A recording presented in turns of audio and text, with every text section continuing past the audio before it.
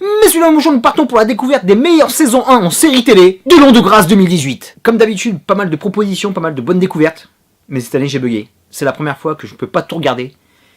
Il y a tellement de séries qui arrivent sur les plateformes de partout. On est débordé. Il y en a sûrement des très bonnes que tu vas me proposer, que j'ai pas pu mater. Et ça va encore plus me frustrer.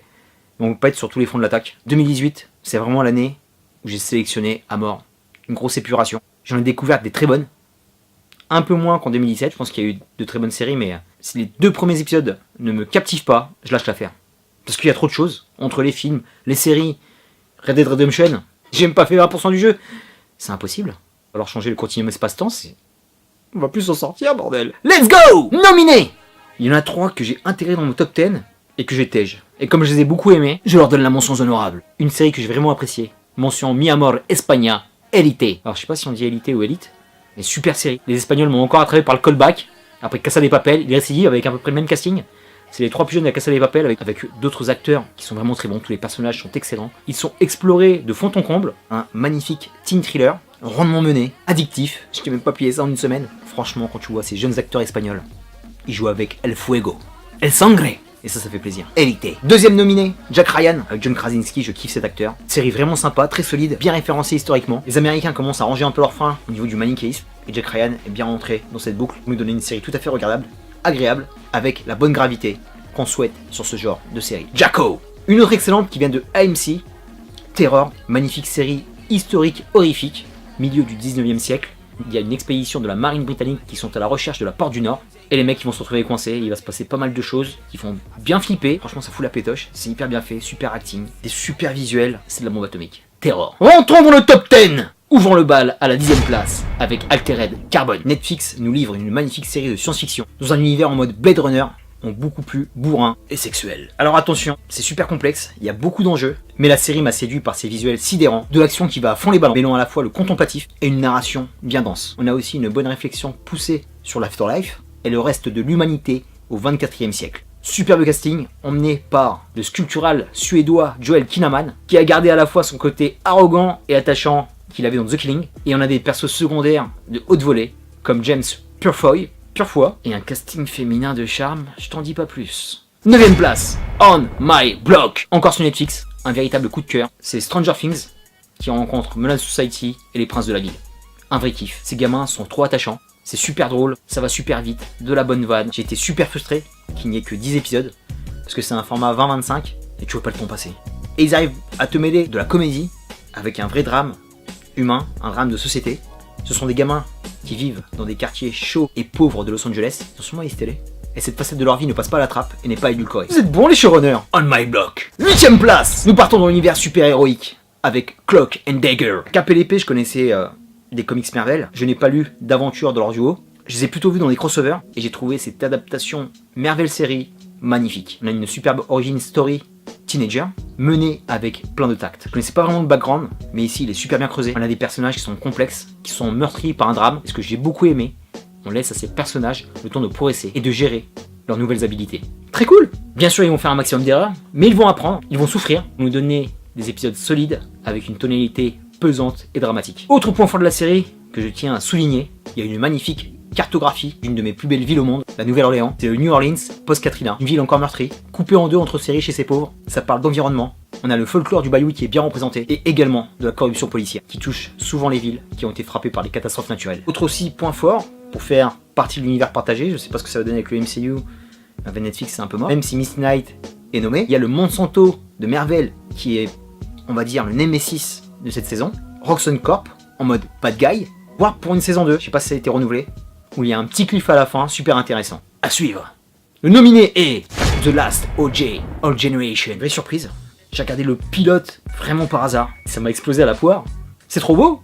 Une vraie comédie qui parle avec brio de la transformation dans notre société, et plus précisément ici Brooklyn, qui est le borough le plus boboisé de New York. Et ce qui est très fort, c'est qu'on le voit avec les yeux d'un ex-tolard, ne reconnaît plus son quartier après son séjour en prison. C'est drôle, les vannes fusent à 100 km/h, et il y a un petit côté familial super touchant, ça joue beaucoup avec la nostalgie, des super sons, purée ils nous ont sorti Naughty by Nature, j'en pouvais plus. Les fringues de l'époque parce qu'il y avait pas mal de flashbacks, et ici, comme Blind Spotting, il joue parfaitement avec la teinte grise de notre société qui cherche encore la bonne carburation au 21e siècle. Une petite comédie comme ça qui est super riche, qui t'apprend plein de choses, c'est beau. The Last OJ. Number 6, numéro 6. Je vais faire court, car une vidéo plus détaillée arrive bientôt. J'ai envie de dire merci à la haine des réseaux sociaux, qui détestent et qui aiment tout autant nos super-héros. Car les gars, c'est vous qui m'avez poussé à regarder cette série. Et moi j'ai kiffé ma race. Donc nominé, Titan 11 épisodes. Une tuerie. Titan débarque coming soon. Chez la Robe des Bois. À 5ème place, Bodyguard. Action, drama psychologique, un brin de romance sur fond de politique politicienne, une production BBC England qui m'a encore striké, et un gros big up à Richard Madden pour ce magnifique accent écossais. Yes mom, cheers man. Numéro 4, top 4. Et attention, ça monte de level, parce que là on arrive dans du grand HBO, de chez HBO. Here and now, ici et maintenant. Par contre on va regarder le titre en anglais, ça vous dérange pas? Il m'a fallu 1 ou 2 rounds d'observation pour prendre mes aises, parce que pour trouver la porte d'entrée de cette série, c'est pas évident. Car Here and Now, c'est un peu comme Game of Thrones. Après 1 ou 2 incestes, tu commences à t'acclimater, tout devient plus fluide et tout passe crème. C'est un peu laid ce que je viens de dire. Cette œuvre est un magnifique bordel qui met les pieds dans le plat et passe au broyeur notre société, voire notre monde, comme rarement ça a été fait sur un petit écran. Liberté d'expression, religion, racisme, gentrification, famille recomposée, droit au logement, avec une pointe de mysticisme. J'ai kiffé ma race mon pote. Cette série est la charge trumpienne, un des meilleurs showrunners du game, Alan Ball. L'homme qui a signé Six Feet Under et True Blood rappe très fort, voire trop fort, parce que malheureusement c'était trop violent pour les téléspectateurs. Et l'audience n'a pas dû suivre, parce que la série a été annulée au bout d'une saison. Pourquoi? Surtout avec ce qui se passe à la fin, vous êtes vraiment des bâtards. On était proche d'un futur chef-d'œuvre, comme vinyle, HBO récidive. Il kick cette série de sa grille, ça me fout les boules. Mais je te conseille quand même, c'est des épisodes d'1 heure, c'est super riche, il y a à boire et à manger. T'as envie de te confronter à ce genre de questionnement existentiel, mon pote, fonce. Nous arrivons à la 3ème place. Top 3. Encore une grosse surprise, HBO, avec Barry. Une comédie noire classieuse, bien plus subtile et touchante qu'elle n'y paraît, où on suit les pérégrinations d'un tueur à gages qui se révèle une passion pour l'acting.